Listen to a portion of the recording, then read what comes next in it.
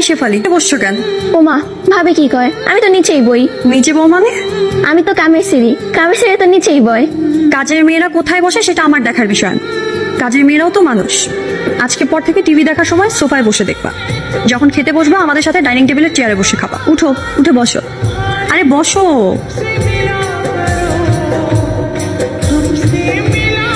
সত্যি একটা লক্ষ্মী মেয়ে আনছি না?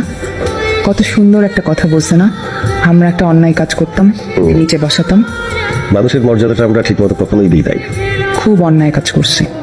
যাক, মেয়েটা এসে আমাদের চোখটা খুলে দিচ্ছে। সত্যি সত্যি আমরা অনেক ভাগ্যবান।